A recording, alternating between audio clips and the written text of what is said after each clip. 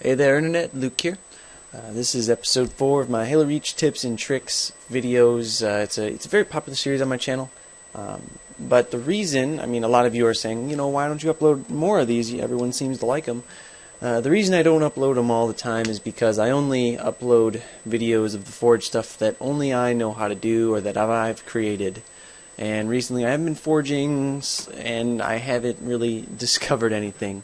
But today I just decided to mess around and forge a little bit, and I made this little bunker thing, and I'm going to show you how to make it because it's a really cool design. I'm really proud of myself for this design of the bunker. Basically I had in mind a map that I wanted to create, like a Storm the Beach map. I know there's been thousands of those, ever since Halo 3, but I wanted to make one for myself. So, did I mess this up at all? No. Okay. This is the bunker. We're going to a little forge guy here. Welcome to the bunker! Okay, I made this, let's see, how much money did he take up? Well, not too bad. About, I think you start with 10,000, right? So he took out almost about $700 to make this. That's including these rocks. I think there's 3 rocks here. Those are all decoration. A lot of decoration stuff in here. If you wanted to just make the bunker, it would cost a lot less, but mine obviously looks better than a welfare bunker, I guess. Let's get rid of some of this stuff so I can show you guys how to make it. Oh, there are 4 rocks, actually. Okay. So, basically how this bunker works is it shoots from the front. You can see this little mounted machine gun here. It shoots from the front out that way. Now, how do you stop it? Well, you can't shoot in. You can't shoot the guy in there because there's no opening. There is one, but it's so small. And by the time the guy sees you, you're dead because he's got a machine gun. The only way to kill the guy is to either jump up on the front, and this is really hard because you literally have to jump into the gunfire and throw a grenade in here, or come around here and throw a grenade in this little hole. I'm going to do that real quick right now. Boom, nice little fireball.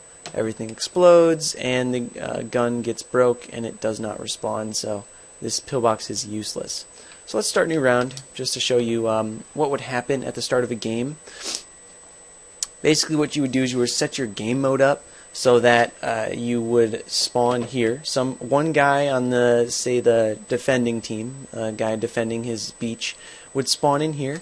You notice there's only an initial spawn in here. There's no other spawn points, so you can only spawn in here once. So this guy's job basically is to just get on this turret and shoot out. So let me just show you that. You get on the turret. You can't see my body. All you see is this little turret oscillating. And it's got a pretty good range of motion. You see here I can shoot really far out that way, pretty wide out this way, and then in the middle, all I want. Height, I guess. Oh, am I overheating? I forgot you could overheat. Height. What the? Okay. Am I shooting? Am I shooting? Yeah, you can't go too high, but you can go pretty far down. But for the most part, you'd just be looking on an area like this. You'd just be looking on the water. Or you'd be looking down from like a mountain. You wouldn't be... This isn't an anti-air gun. You wouldn't be shooting up. Nice view of my Spartans. How did I do that? Oh, Spartan booty.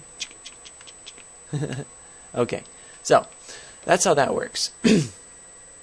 Now, you see all these fusion coils in here. These are here for a reason.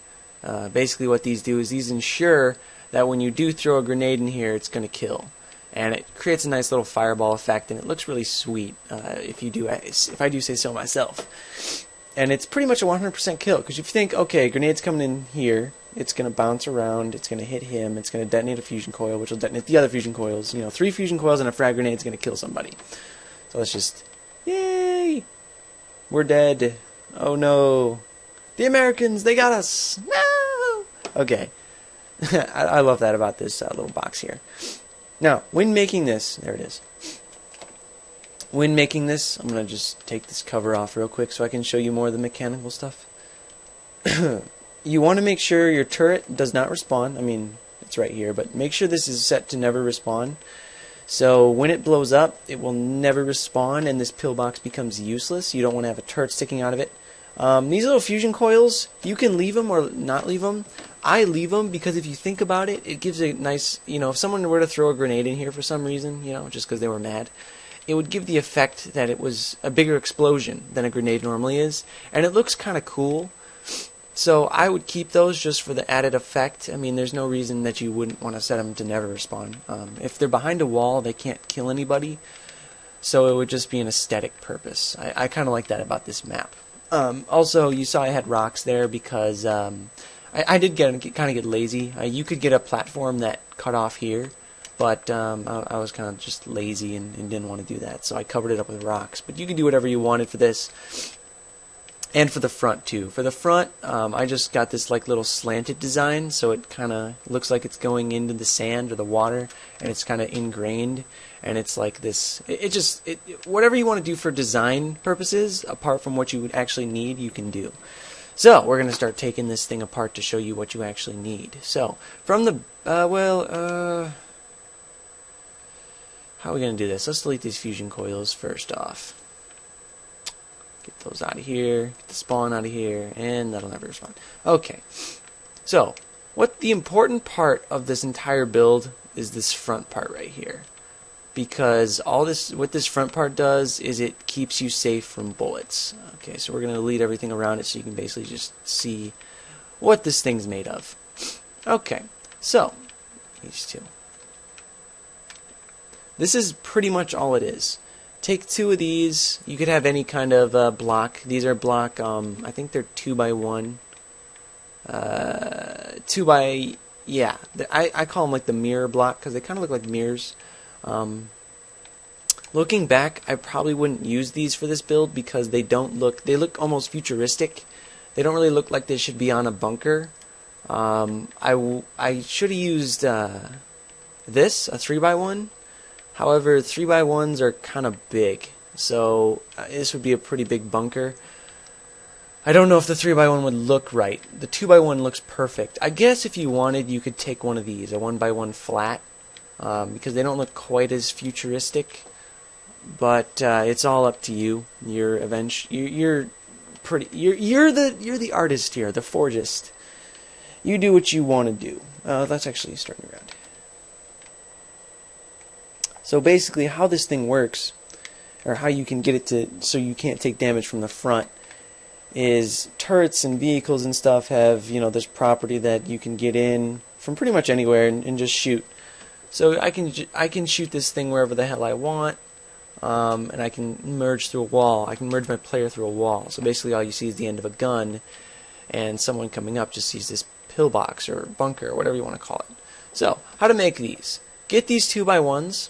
Angle them at 45 degrees for the coolest looking thing, coolest looking bunker. At least that's how I did mine. They're angled at 45 degrees. I just used the rotation snap. And bring them on the side. Now there's different ways you can make this. Some people, what they do is they make their bunker like this. They take these things and they put them right up next to each other. And that looks stupid. I mean, no offense if you use something like that, but it doesn't look very good, and it doesn't shoot. You can only shoot a little bit, It doesn't work. Some people think that it works. It doesn't. What you got to do is you got to part them just a little bit. I actually part them a little more than that, but, you can part them as much as you want. It really doesn't matter. The more you part them, obviously, the more range you're going to get with this, how wide you're going to be able to shoot. So you saw there that was one tick away from the original, which is where I had them before, which was pretty good. I like to use that. If you want to do it more, if you want to give your turret a more horizontal range, I'm just making up words right now, make them go even farther. It's going to be a little harder to cover up, but I'll just show you how much you can shoot. You can pretty much shoot 180 degrees. But it's not that much of a difference, so do what you want, but I prefer them to be a little bit closer, and that's what we're going to do for this build. We're going to put them a little bit closer. Now you might be sitting at home saying, Luke, what about the bottom and the top? The best thing for those is you go into structure, go down to decorative, and then go down to railing small. These are the perfect things for covering up the bottom and the top, because they're flat and they angle right, and they don't look too bad either. So, take them, put them like this. If you want to do it as I did it, I used 2 for the bottom, just to kind of clean it up a little bit. You don't have to, but I'm going to do that because we're remaking it how I did. And when you're forging, you don't have to use coordinates. I do, because I just think it looks good. Looks a little bit better when everything's perfect, Not OCD or anything. I just like it that way. It looks better. And then for the top part, just flip it on its top, or not flip it on its top. Flip it upright, and then just slide it into place. Really, is that right? No, it's not right. This top part. No. Oops. Okay, so I guess that's as good as you can get. So now what you've got is this, and you could probably even lower this down a little bit, but I'm not going to. I'm going to leave it right there. So, a good way to check if your gun's out far enough is come down here and look, do exactly what I'm doing here. Look at the side of your thing here, and just if it looks like this, where just a little bit of the barrel and the shield is popping out, then you're good. If any more or any less is jutting out, you got to move your gun. And also, don't move your gun after this stuff is touching it, because the gun's in normal and these are in phased, and it'll mess everything up and you'll have to do everything over. So that's pretty much everything you need to know about the front. You cannot shoot this gun. The only way, like I said before, to kill it or to make this pillbox not be able to work is if you run up in the top and you throw a grenade in there and everything explodes. And did it even explode at that time? No, it still works. What the hell? That's weird. Oh, voice crack. When does that ever... I'm 17, goddammit. Voice crack should not be happening. What the fuck? Okay, so the sides are really not important. Just angle some blocks or some ramps or something. Make them look nice. Remember, you need a lot of room on the inside. So what I used these building block. You go into building blocks tabs and you do a 3x1 flat.